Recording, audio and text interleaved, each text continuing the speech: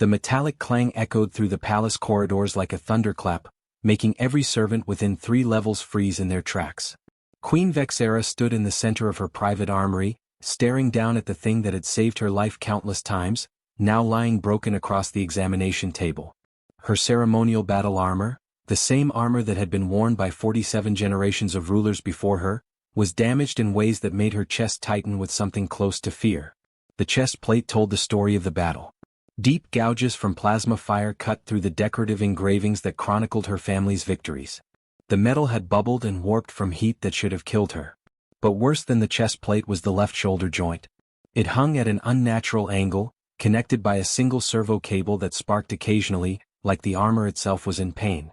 She'd taken a direct hit from a Korthian warhammer, and only her reflexes had kept her arm attached to her body. Who will repair this? The words came out as a roar that made the court technician step back instinctively. Her 4 arms gestured at the armor, each movement sharp with fury that barely masked her desperation. This wasn't just equipment. This armor connected her to every warrior who had come before, every queen who had bled and fought and died to build the empire she now ruled. The head technician, an elderly male with graying scales and trembling hands, stepped forward. He'd served 3 generations of rulers, and everyone in the room knew he was probably the most knowledgeable person in the palace about ancient artifacts. That's what made his next words so devastating. Your Majesty, the armor's technology is beyond our current understanding. The alloys used in its construction, the power systems integrated into each piece, the way the neural interface connects with the wearer's mind, we have texts that describe these things, but the actual knowledge of how to work with them was lost generations ago. Queen Vexera felt her jaw clench. Then what do you suggest? That I simply accept my ancestors' greatest gift is now useless. The technician's head bowed even lower. We could attempt repairs, Your Majesty, but the risk of causing further damage or worse, destroying the armor entirely. Get out. Her voice dropped to a dangerous whisper. All of you. Find me someone who can fix this or don't bother coming back. They scattered like leaves in a storm, desperate to escape her presence and somehow find an impossible solution. The law was clear and had been for centuries. Touching royal armor without explicit permission meant immediate execution. It was considered sacred, a direct link to the divine right to rule. But allowing it to remain broken? That was an insult to every ancestor, a sign of weakness that her enemies would seize upon the moment they learned of it. Alone in the armory, Queen Vexera reached out and touched the damaged shoulder joint gently, almost reverently. She remembered the first time she'd worn this armor, 15 years old and terrified, standing before her dying mother who'd just abdicated the throne. The armor had been too large then, and she'd had to stuff padding into every gap just to keep it from sliding off her shoulders. Now it fit like a second skin. She knew every scratch, every dent, every place where the metal had been stressed and reformed. She knew exactly where it would chafe during long campaigns. A line of scars on her right forearm proved that. She'd learned to adjust the straps in specific ways, developed a pre-battle ritual of checking each connection point, created workarounds for the quirks that came with wearing something built by people who'd been dead for 1,000 years. And now it was broken. Not just damaged, but broken in ways that her own people couldn't fix because they'd spent so long treating it as an untouchable relic that they'd forgotten it was also a tool, a piece of equipment meant to be understood and maintained. 3 levels below, in the maintenance sector where the palace kept its lesser species workers, a human named Dave Mitchell was having a very different kind of day. He stood in front of a waste recycler the size of a small truck, covered head to toe in grease and whatever biological material the thing processed, and seriously questioned his life choices. "Third time this month," he muttered, reaching deep into the machine's intake valve to clear another jam. His hand closed around something solid, and he pulled out what looked like a ceremonial plate. Fancy engravings, probably from some upper-level banquet. People really need to learn what goes in the trash and what goes in the recycler. The machine groaned back to life, its grinding sounds almost musical after 3 hours of silence. Dave grabbed his tool bag, a battered thing he'd brought from Earth that had traveled with him through 6 different off-world assignments. His back ached from crawling through access tunnels that weren't built for human proportions, and he was pretty sure the stain on his jumpsuit would never come out, but the recycler worked again. That was what mattered. He headed toward the crew quarters, ready to collapse into his bunk for a few hours before the next crisis. The maintenance sector never really slept. Something was always breaking, always needing attention, always demanding another 16-hour shift from workers who were supposedly lucky to even have jobs in the palace. As Dave walked through the service corridors, he noticed more activity than usual. Royal guards rushed past, looking tense. Servants whispered in corners, their voices carrying hints of panic. Something big was happening in the upper levels, some kind of crisis that had everyone on edge. He caught fragments of conversation. Something about the Queen, about armor, about technicians being sent away in disgrace. Dave shrugged and kept walking. Whatever was happening up there had nothing to do with him. He was just a mechanic, one of dozens of humans working in the palace's lower levels, invisible to the people who actually mattered. He fixed things, collected his paycheck, and tried not to think too hard about the fact that this wasn't exactly the exciting off-world adventure he'd imagined when he left Ohio. He had no idea that within a few hours, his path would cross with the most powerful being in the sector. He didn't know that his inability to walk past broken equipment without trying to fix it would change not just his life, but the entire structure of the empire he served. All he knew was that his bunk was calling, and he was too tired to care about palace drama. The night shift was about to get a lot more interesting. Dave was about 50 feet from his quarters when he saw it. At first, he thought his exhausted brain was playing tricks on him. The service corridor was dimly lit as always, with only every third light panel working because maintenance requests for this sector got ignored unless something actually caught fire. But even in the poor lighting, the object sitting abandoned on a maintenance cart practically glowed. He stopped walking and just stared. It was armor, but not like anything he'd worked with before. The craftsmanship was incredible even from a distance. Intricate engravings covered every surface, telling stories in a language he couldn't read. The metal itself seemed to shimmer with an inner light, like it was alive somehow. This wasn't standard military equipment. This was art, history, and engineering all rolled into one. Then his eyes caught the damage and his mechanic's brain kicked into overdrive before he could stop it. The left shoulder joint was completely destroyed, hanging at an angle that made him wince just looking at it. A single servo cable kept it attached, and he could see the occasional spark jumping across exposed connections. The chest plate had deep gouges that went way beyond surface scratches. This thing had seen serious combat, and recently. Dave knew he should keep walking. Everything about this situation screamed danger. Important armor doesn't just get left in maintenance corridors. Someone powerful was probably looking for this right now. Getting involved would be stupid, reckless, and potentially fatal if palace politics were anything like the stories he'd heard. His feet carried him toward the cart anyway. He couldn't help it. His dad had always said it was his worst quality and his best one at the same time. Dave physically couldn't walk past broken equipment. It felt wrong somehow, like leaving a person injured on the sidewalk.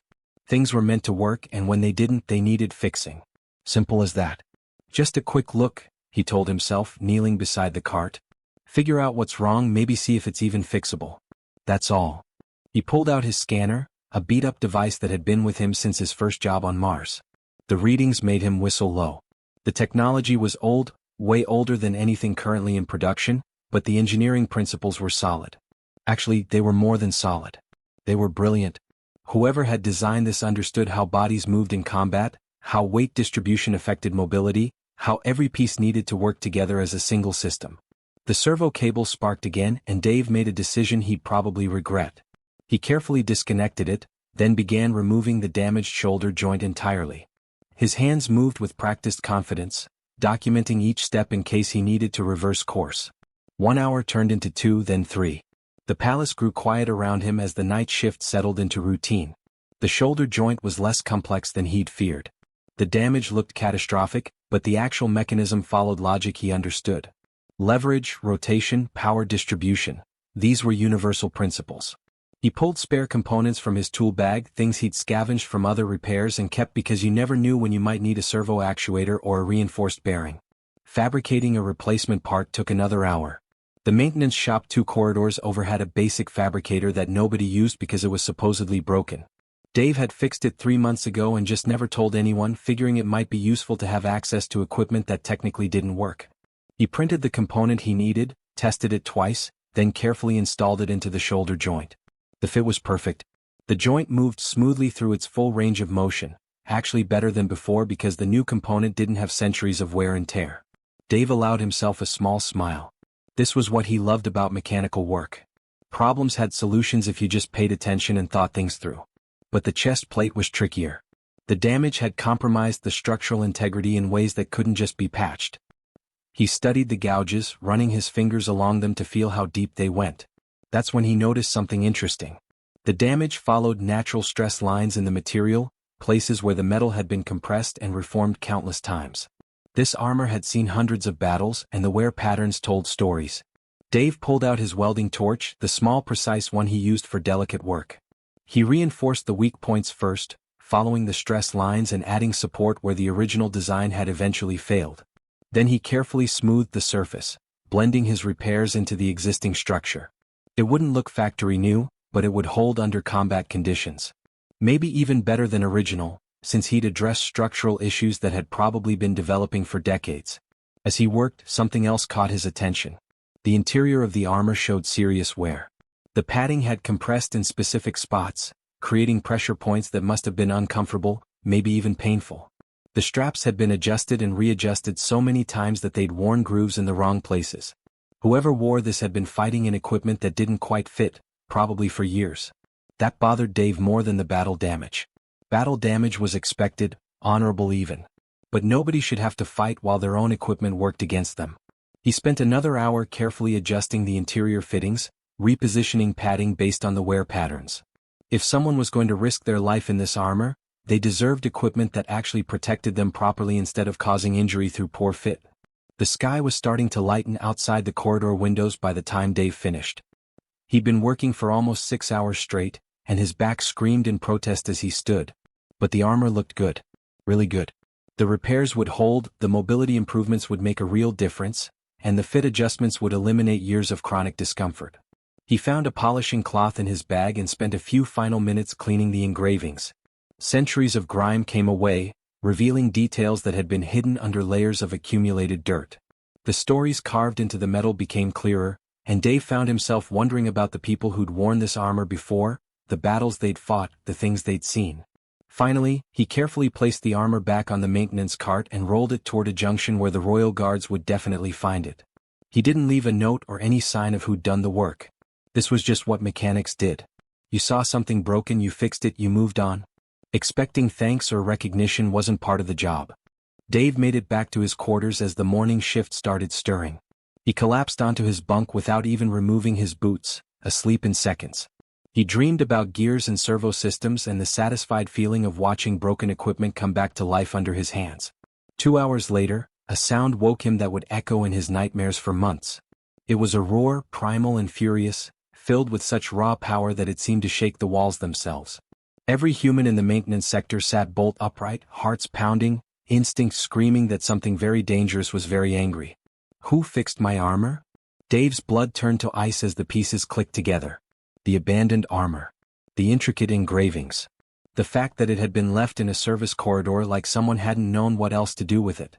He just spent 6 hours working on the Queen's personal armor. Without permission. Without authority. In this empire that meant one thing.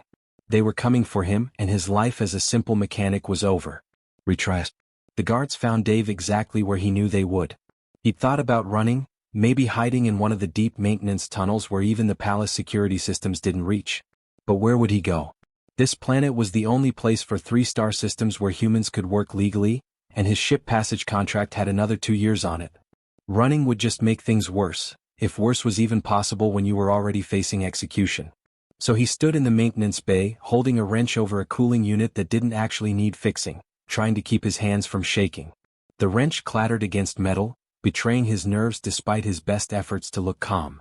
Maybe if he just acted normal, maybe if he pretended he had no idea what they wanted, maybe. Human. Dave Mitchell.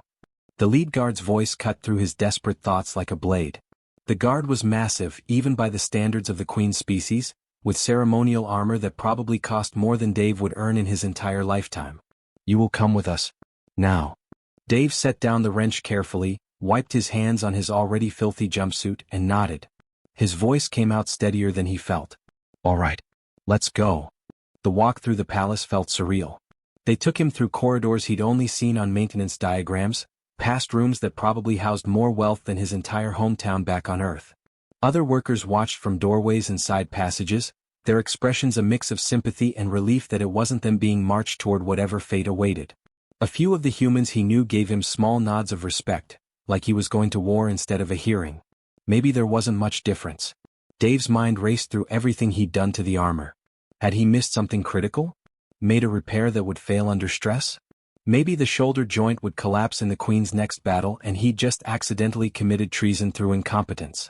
Or maybe the fit adjustments he'd made were somehow insulting, suggesting the Queen didn't know how to wear her own armor properly. Palace politics were complicated in ways his mechanic's brain couldn't begin to understand. The throne room doors opened, and every thought in Dave's head evaporated. The room was enormous, with ceilings that stretched up into shadows and walls covered in banners representing centuries of military victories. Court advisors lined both sides, at least 50 of them, all watching with expressions that ranged from curiosity to barely concealed satisfaction. They wanted to see this, Dave realized. Wanted to watch a human learn his place in their carefully structured hierarchy. And at the center of it all, sitting on a throne that looked like it had been carved from a single piece of black stone, was Queen Vexera. She was even more terrifying than the story suggested. Over 7 feet tall, with 4 arms that were clearly designed for combat, not ceremony.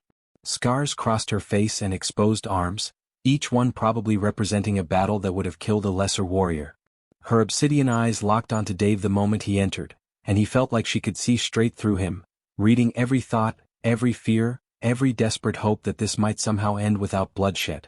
She wore the armor he'd repaired. It gleamed in the throne room lights, the engravings he'd cleaned now clearly visible. And she looked absolutely furious. "Approach," she commanded, and her voice echoed in the vast chamber like thunder. Dave's legs carried him forward on autopilot. The distance from the doors to the throne felt like miles. Every step echoed on the polished floor, and he was painfully aware of how dirty his work clothes were, how out of place he looked in this room full of ceremony and power. He reached the bottom of the steps leading up to the throne and dropped to his knees, keeping his eyes down like he'd seen other servants do. Maybe showing proper respect would count for something. "You touched my armor." It wasn't a question, and her tone left no room for denial. "Yes, Your Majesty." His voice came out barely above a whisper. "Without permission. Without authority. Without understanding what you were touching or what laws you were breaking." Each word fell like a hammer blow. "Do you understand the penalty for this crime?" "Yes, Your Majesty." Dave closed his eyes, trying to prepare himself for whatever came next. At least it would be quick. The Queen didn't seem like someone who drew things out unnecessarily. The throne room went silent. Dave could hear his own heartbeat, could feel the weight of 50 pairs of eyes watching him, waiting for the Queen's judgment. The seconds stretched out until they felt like hours. Then he heard movement. Footsteps descending the throne steps, impossibly quiet despite the heavy armor. They stopped directly in front of him, close enough that he could feel heat radiating from the metal. Queen Vexera stood over him, and Dave had never felt smaller in his entire life. "Look at me, human." It took everything Dave had to raise his eyes. Meeting a royal's gaze without permission was probably another crime, but she'd commanded it, so he forced himself to look up. Queen Vexera's face was even more intimidating up close. Those scars weren't just marks, they were stories written in flesh. Her expression showed the kind of hardness that came from years of impossible decisions and no margin for error. "Tell me how you repaired it." Her tone was different now, less like she was pronouncing sentence and more like she was actually asking a question. Dave blinked in confusion. "Your Majesty?" "The armor. Explain your process. Every step. Every decision. Every modification you made." She gestured sharply. "And stand up. I cannot interrogate someone properly when they are cowering on the floor." Dave scrambled to his feet, his mind still trying to process what was happening. She wanted to know about the repairs? Not just to confirm his guilt, but actually understand what he'd done? He took a shaky breath and started talking. He described finding the armor on the maintenance cart, how he couldn't just walk past something so obviously damaged. He explained identifying the problems, the destroyed shoulder joint and compromised chest plate. His voice grew steadier as he fell into familiar territory, talking about mechanical problems the way he always did with other technicians. He detailed fabricating the replacement components, reinforcing the stress points, and his reasoning for each decision. Then he got to the interior adjustments and he hesitated. This felt more personal somehow, like he was criticizing rather than just repairing. "Continue," the Queen commanded, her eyes never leaving his face. So Dave talked about the wear patterns, the pressure points, the evidence that the armor hadn't fit properly in years. He explained repositioning the padding and adjusting the straps, trying to make it clear that he'd only done what seemed necessary to prevent injury. His words came faster as he defended his choices, explaining the logic behind every modification. The throne room remained absolutely silent as he spoke. The advisors leaned forward despite themselves, caught up in the technical details. When Dave finally finished, the Queen stood motionless for a long moment that felt like an eternity. Then slowly, deliberately, she reached up and removed her right gauntlet. Several advisors gasped like this was somehow significant. Queen Vexera extended her arm toward Dave, and he saw what she wanted him to see. A pattern of old scars ran along her forearm, with newer marks overlaying them. The kind of damage that came from constant friction, rubbing that had gone on for years. "Do you see these?" Her voice was quiet now, almost conversational. "For 15 years the armor has caused this. Every battle, every ceremony, every training session. I adjusted the straps countless times. I tried different padding configurations. I accepted it as the price of wearing my ancestors' armor." She flexed her arm, demonstrating the full range of motion. The shoulder joint moved smoothly, naturally, without any of the slight hesitation that usually came with ancient equipment. "Now there is no friction. The fit is perfect. And these improvements you made to the shoulder joint, I can move in ways the armor never allowed before. I tested it this morning. My sparring partner said I was 30% faster." Dave didn't know what to say. The Queen's obsidian eyes studied him with an intensity that made him want to look away, but he held her gaze because breaking eye contact now felt like it would be insulting. "My technicians feared the armor too much to truly examine it," she continued, her voice rising so the entire court could hear. "My warriors respected it too much to suggest improvements. But you, human, you treated it as what it was meant to be. Equipment designed to protect its wearer. Not a sacred relic to fear, but a tool to be perfected. Retry."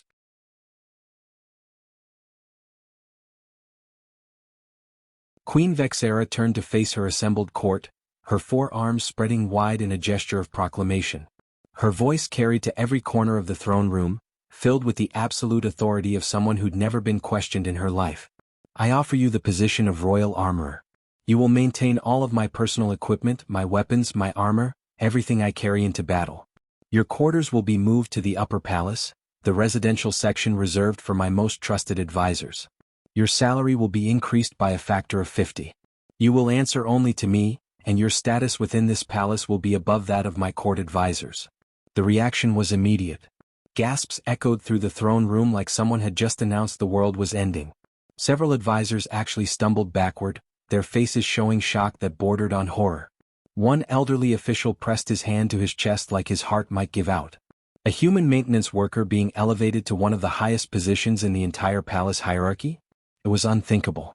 It violated every principle of their society, every carefully maintained rule about who deserved what based on birth and species. Dave just stood there, his mind trying to process what he'd just heard. 50 times his current salary would make him wealthier than he'd ever imagined. Upper palace quarters meant actual space, real furniture, maybe even windows that looked out on something other than recycling pipes. And the status? People would have to respect him, listen to him, treat him like he mattered instead of just another expendable maintenance grunt. But something felt wrong. Not about the offer itself, but about accepting it without asking the questions that were burning in his mind. His dad's voice echoed in his head, something he'd said 1,000 times while they worked together in their garage back home. "Son, if a deal seems too good to be true, make sure you understand what you're actually agreeing to." "Your Majesty, that's incredibly generous," Dave said slowly, his voice uncertain. "But I have a question." The throne room went from shock to dead silent in an instant. You could have heard a pin drop on the polished floor. Several advisors looked at each other with expressions that clearly said they were watching a man commit suicide through sheer stupidity. One actually put his head in his hands, unable to watch what was about to happen. Nobody questioned the Queen's offers. You accepted with gratitude, or you were a fool who deserved whatever punishment came next.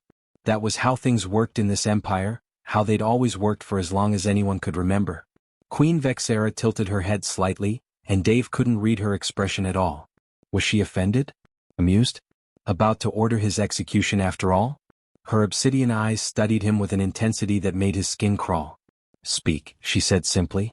Dave took a breath and pushed forward, knowing he was probably destroying his only chance at a better life but unable to stop himself. "What happens to the other maintenance workers? The humans like me, the Talvians, the others who keep this palace running? We work 16-hour shifts in the lower levels. Sometimes longer when something critical breaks and we can't leave until it's fixed. The equipment we use is old and dangerous because nobody approves replacements. 3 people have been injured this month alone because we don't have proper safety gear. That is not your concern, an advisor interrupted sharply, his voice dripping with contempt. You should be grateful for the honor the Queen bestows upon you and accept with proper humility instead of. The Queen raised one hand and the advisor's mouth snapped shut like someone had flipped a switch. Her eyes never left Dave's face. Continue. If I take this position, can I bring some people with me? Train them as assistants? Dave's words came faster now, driven by months of frustration he'd kept bottled up. I'd need help maintaining all your equipment anyway, and the workers I know are good at what they do. They're smart, they work hard, they just never get a chance to show what they're capable of because they're stuck fixing recyclers and clearing pipe jams. They deserve better. He knew he should stop there. Knew he was pushing his luck way too far. But the words kept coming anyway. And maybe we could look at improving conditions in the maintenance sectors? Nothing major or expensive, just basic safety equipment that actually works. Shifts that don't run so long people fall asleep on their feet. Proper training so people stop getting hurt doing jobs they were never taught to do safely. The court exploded. Not loudly because nobody dared actually shout in the Queen's presence, but in fierce whispers that filled the throne room like static.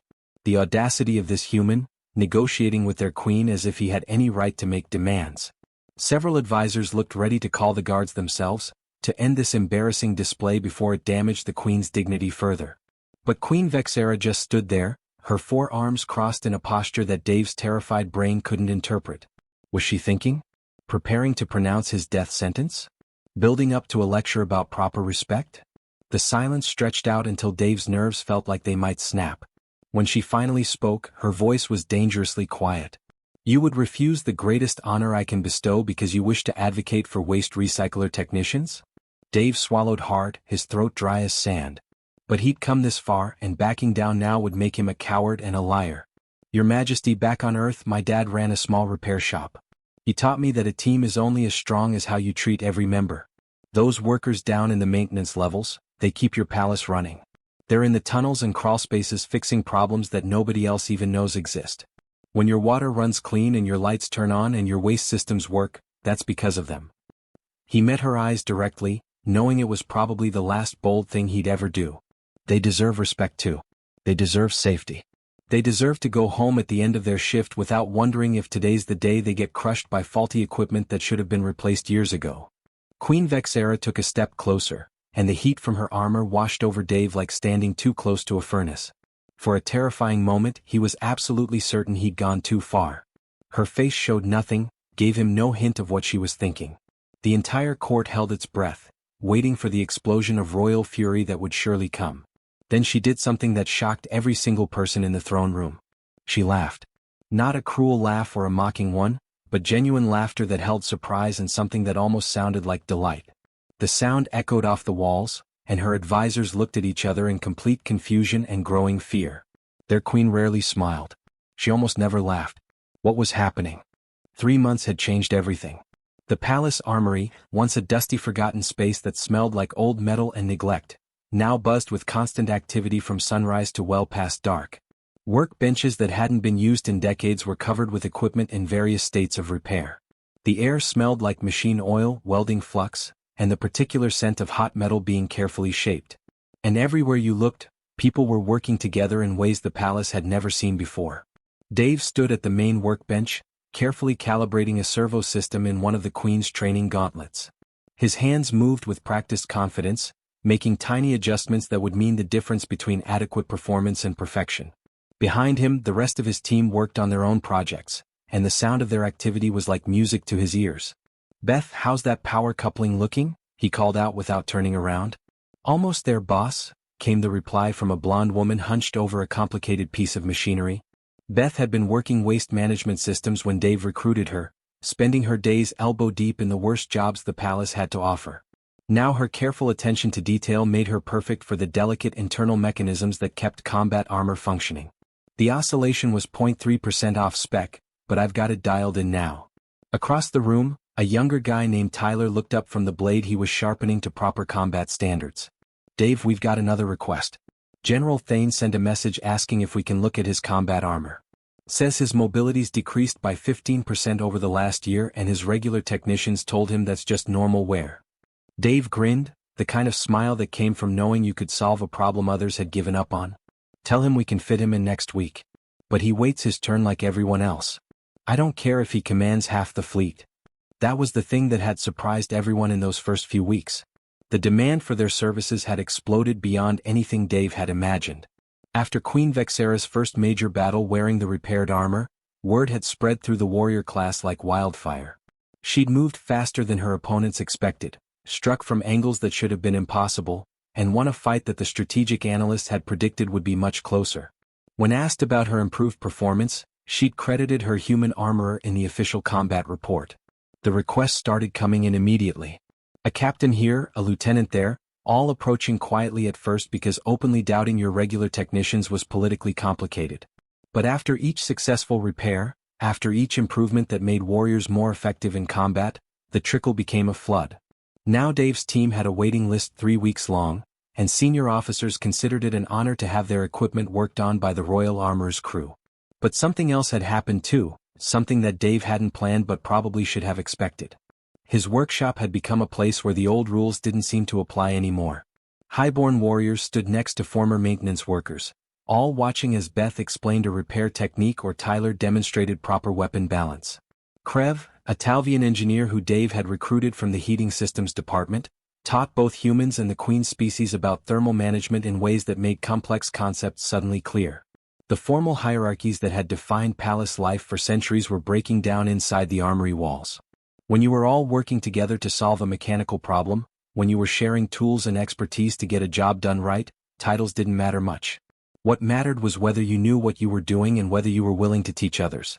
Dave noticed it most clearly during the afternoon breaks, when his team and whoever they were working with that day would gather around the main bench to share food and stories. You'd see a decorated general laughing at a joke from Tyler, or a junior warrior asking Krev technical questions with genuine respect, or Beth correcting a senior officer's technique without any of the careful deference that would be required anywhere else in the palace. It was exactly the kind of environment Dave's dad had created in their garage back home.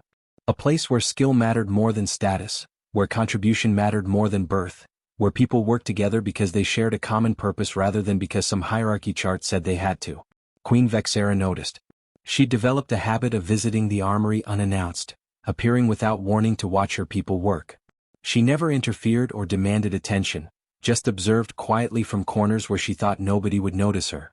But Dave always knew when she was there. You could feel her presence, that weight of absolute authority, even when she was trying to be subtle. One evening about 2 months in, the Queen arrived to find the entire team working late on emergency repairs. Commander Jex, one of the few officers who always treated maintenance workers with basic courtesy, had a critical mission launching the next morning. During her final equipment check, a stress fracture had been discovered in her armor's primary support structure. The kind of failure that would be fatal in combat. The mission couldn't be delayed and Jex couldn't go with faulty equipment. So Dave's entire team had stayed without being asked, without expecting overtime pay, because Jex was good people who deserved the best equipment they could provide.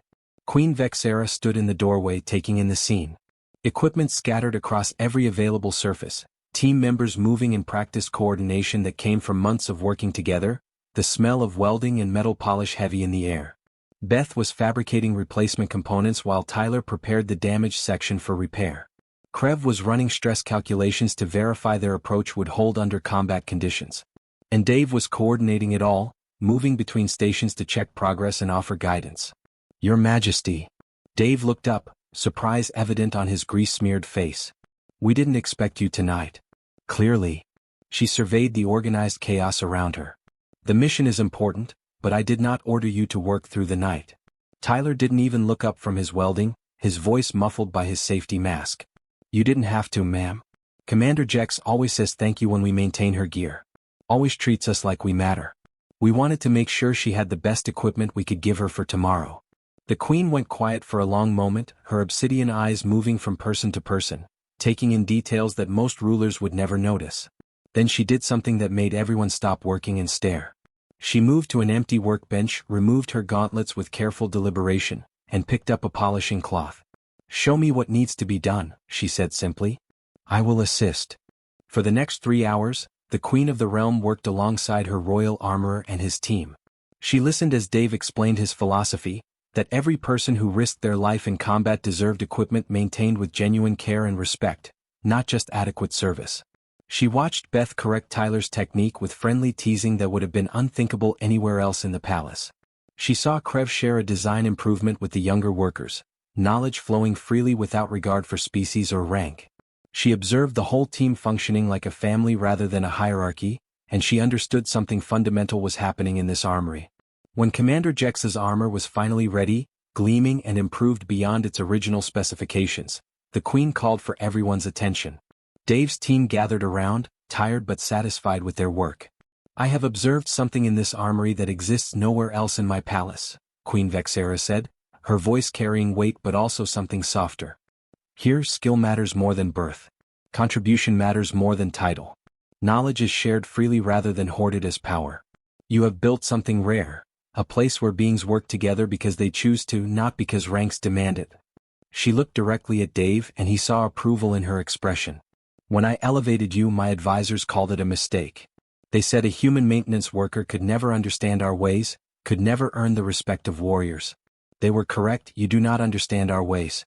That is precisely why you have changed them for the better." Dave felt his face flush. "Your Majesty, I just fix things. That's all I know how to do." "No, Dave Mitchell. You fix more than equipment." The Queen gestured to encompass the team assembled around her. "You have shown my people that their old assumptions about hierarchy and species were limiting our potential. You have created greater efficiency through collaboration. You have done this because you cannot help but treat others with the dignity they deserve, regardless of their position." 6 months after that night, the palace announced sweeping changes to the maintenance sectors. Safety protocols were standardized across all departments. Shift lengths were regulated with mandatory rest periods and actual enforcement. Cross-species training programs were established, directly modeled after the success of the armory. Workers who'd spent years in obscurity suddenly found themselves consulted as experts, their knowledge valued and respected. The changes rippled outward like waves from a stone dropped in still water. The military adapted the armory's collaborative approach to other technical divisions. Civilian sectors began questioning their own rigid hierarchies, wondering if they too might benefit from treating all workers with basic respect. Other institutions across the empire started implementing similar reforms, and Dave's simple insistence that everyone deserved fair treatment became a catalyst for transformation that reached far beyond one palace. In the armory itself, Dave kept working. He trained his team, maintained the Queen's equipment to perfection, and occasionally shook his head in bewilderment at how drastically his life had changed. He'd come to this world to fix waste recyclers and keep his head down. Instead, he'd somehow ended up fixing something much bigger, the assumption that some people mattered more than others based on where they were born or what species they belonged to. Queen Vexera kept her armor maintained to absolute perfection, and in every battle she felt the difference that proper care made.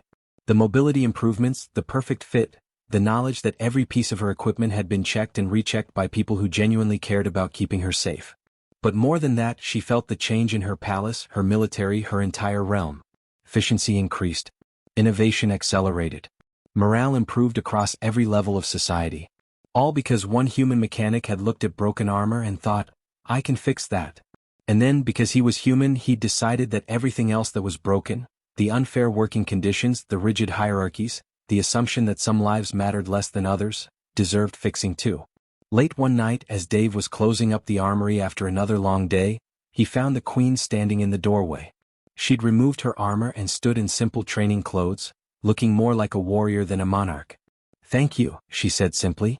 Dave blinked in surprise. "For what, Your Majesty?" "For seeing what needed to be fixed," she replied. "And for having the courage to fix it, even when it would have been safer to look away."